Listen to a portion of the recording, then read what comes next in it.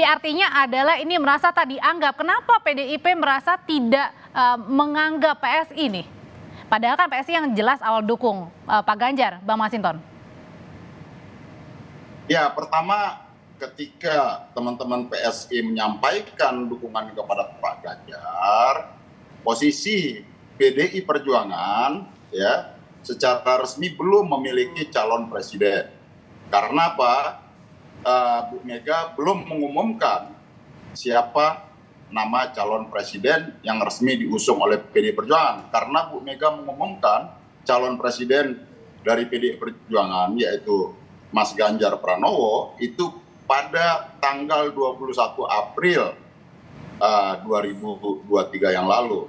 Jadi pada saat posisi itu ya PDI Perjuangan belum memiliki capres. Dan kemudian teman-teman yang mengumumkan Mas Ganjar sebagai bakal calon presiden, ya monggo silahkan, kan konsisten aja, kan begitu. Kami kan tidak berkeberatan dengan itu, artinya sepanjang ya etika politiknya disampaikan secara benar, karena politik ini kan bukan sekadar. Tapi kan katanya tadi tidak diundang, tidak dilibatkan, Bang Masinton. Oh iya, itu tadi. Ini kan persoalan kalau kemudian ya dikomunikasikan baik, PDI Perjuangan itu sangat terbuka ya.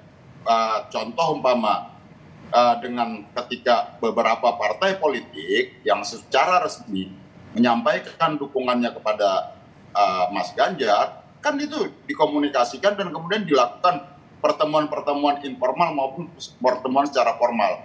Bahkan PAN, Partai Amanat Nasional yang belum menyatakan secara resmi juga datang ke PDI Perjuangan, komunikasi ya. Jadi berarti artinya sejak dari awal PDIP menduga kalau PSI tidak akan konsisten dukung Pak Ganjar.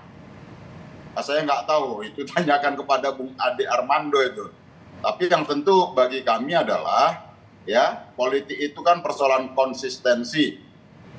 Tidak hari ini paginya tempe terus sorenya kedelai, kan begitu.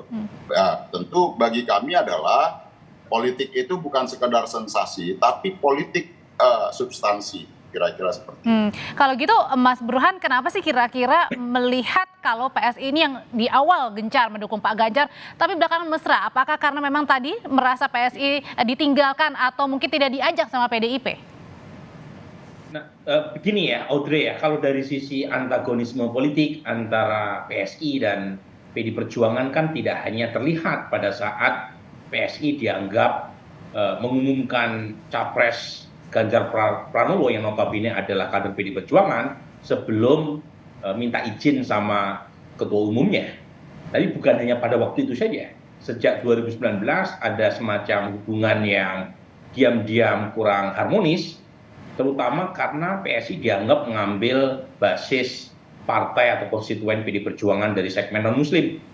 Meskipun masih bagus hubungannya ya, tetapi ada hal yang diam-diam membawa relasi kedua partai ini tidak seharmonis yang kita kira. Nah, munculnya nama Ganjar Pranowo sebagai capres yang diusung hasil Kopdarnas PSI itu memantik ya isu lama tadi. Nah, menjadi pertanyaan adalah apakah pertemuan kemarin dengan Pak Prabowo itu karena cinta PSI yang bertepuk sebelah tangan ataukah ada faktor lain? Nah, saya menilai bahwa cinta PSI yang bertepuk sebelah tangan itu adalah satu isu, iya. Tetapi menurut saya ada isu lain yang membuat PSI termasuk Bung Ade Armando itu pernah mengumumkan 6 alasan tidak memilih Prabowo, tiba-tiba elit PSI menerima Prabowo dengan mesra. Oke, kalau gitu alasannya tahan dulu sampai di sana. Isu lain itu adalah PSI sepertinya membaca lirikan mata Pak Jokowi yang makin mengarah kepada Pak Prabowo. Karena bagaimanapun kalau kita baca nih PSI kan tegak lurus kepada Pak Jokowi. Jokowisme. Nah, apa yang membuat PSI yang pernah mencapreskan Ganjar sekaligus punya riwayat yang cukup antagonistik dengan Prabowo tiba-tiba bisa menerima Prabowo di kantor mereka? pasti ada alasan lain yang lebih kuat dari sekedar alasan tadi yang saya sebut. Dan alasan itu adalah bacaan mereka terhadap arah Pak Jokowi di 2024. Oke, kalau gitu saya langsung nanya ini aja ke Mas Ade. Jadi dari sekian banyak alasan, betul nggak tuh alasan yang paling kuat karena membaca arahnya Pak Jokowi, dukung siapanya? Makanya PSI kemudian mesra.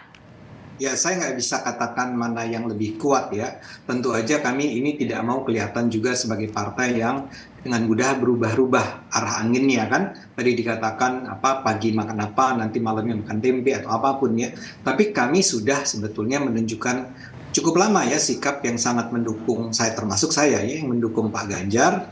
Berulang-ulang kami sampaikan, tapi ternyata betul yang dikatakan oleh Mas Burhan juga bahwa kami seperti diabaikan ya. Tapi pada saat yang sama, terima kasih Mas Burhan sudah menjelaskan secara lebih baik barangkali dari apa yang ingin saya katakan. Kita melihat konstelasi politiknya ternyata memang terutama faktor Pak Jokowi tentu saja menentukan ya. Kita melihat betapa bahwa akhirnya perlahan-lahan seperti saya sudah ingatkan sejak lama, saya minta maaf sekali pada Bung Masinton, ini tidak dengan maksud ingin menyakiti hati PDIP ketika saya katakan PDIP itu terlalu arogan, terlalu sombong ya, sehingga akhirnya bukan hanya PSI yang terkena, saya rasa, saya duga, maaf kalau saya salah, ya Pak Jokowi juga ikut terkena.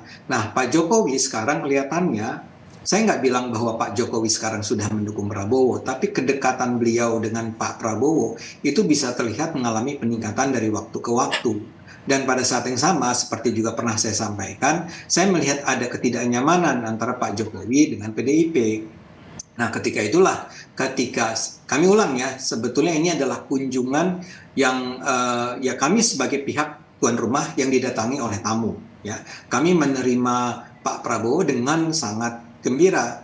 Misalnya saja kalau dikatakan apakah kalau Bu Megawati datang, atau jangan Bu Megawati lah, taruhlah kalau Pak Ganjar datang ke PSI juga akan kami sambut gembira dengan ketawa-ketawa, dengan bahagia, dengan everybody happy. Saya yakin juga akan terjadi hal yang serupa ya. Tapi kembali ke pertanyaan Anda tadi, ya ada sinyal politik yang kami tangkap bahwa Pak Jokowi tidak terlalu nyaman lagi nih dengan dengan PDIP. Dan karena itulah kami melihat bahwa sebagai pihak yang tegak lurus dengan Jokowi, ya kita tidak lagi merasa ada kendala buat kami untuk menerima Pak Prabowo. Jadi di satu sisi kami menerima Pak Prabowo karena kami adalah harus menjadi tuan rumah yang baik, tapi di sisi yang lain kami sudah melihat bahwa kendala-kendala yang semula ada antara kami dengan Pak Prabowo itu sudah semakin mencair ya. Satunya adalah tadi ya isyarat dari Pak Jokowi. Tapi misalnya saja yang saya sampaikan di berbagai tempat. Misalnya kalau dikatakan baik. Ya. Berarti artinya adalah kemudian itu ya tadi ya isyarat bahwa sepertinya nampaknya Pak Jokowi ini mulai merasa tidak nyaman dengan PDIP. Lalu apa yang akan dijawab oleh PDIP? Nanti Bapak-bapak akan menjawabnya. Usai jeda tetaplah bersama kami di Kompas Petang.